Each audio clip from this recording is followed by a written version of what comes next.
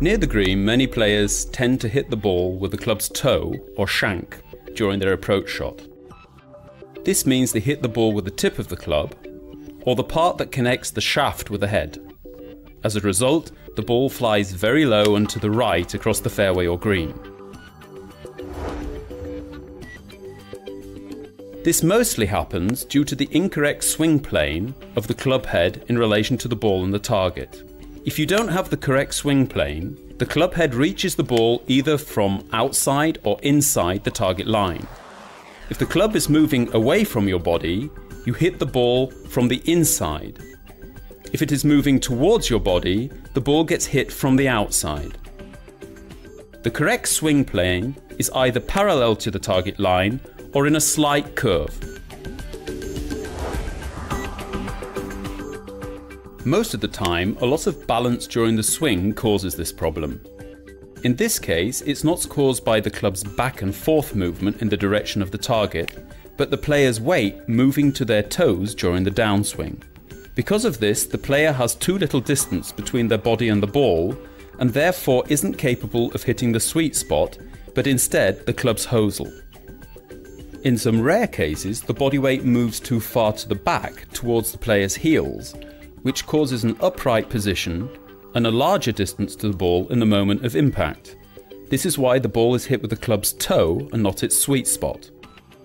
The distance between the ball and the body plays a big role in both cases. The body weight in the address position should be kept centered or slightly moved onto the heels and be kept this way during the shot in order to ensure stability during the swing. Also, note the distance between the hands and the body, and also the body and the ball during the setup. Ideally, the distance should always be the same. Hands should be about 1 fist width away from the upper thigh to prevent a deviation from the ideal plane and hit the ball correctly. When swinging the golf club back, the body and arms control the movement process. The player's wrists are hinged, but they only do this to increase the distance.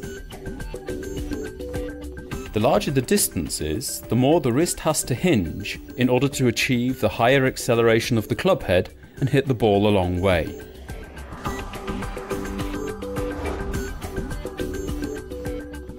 During the downward movement, the player's wrists are unhinged to the ball so that the club head hits the ball in an ideal angle.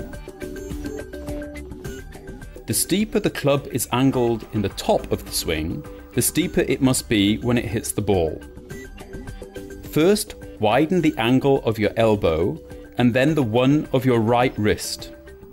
For these kinds of shots, it feels more like the club head is falling to the ball in a controlled way. In the moment of impact, the hands are located only a little bit in front of the ball. The left back of the hand should be in front of the club head and the right wrist still slightly hinged. Now, the club swings through the ball while the left arm and club shaft form a linear unit. In order to prevent a hit with the club's toe or heel, you should practice your approach shots many times and most importantly correctly. Putting 2 shafts on the ground, which are both parallel to the target line, are perfect for practicing. This way you can train your swing path and the placement of your hands during your address position and also in the moment of impact. Once you have watched all you need to know to become a better player, why not check out some of the craziest shots in golf? Carsten Mars is unbelievable. You will not believe what he can do.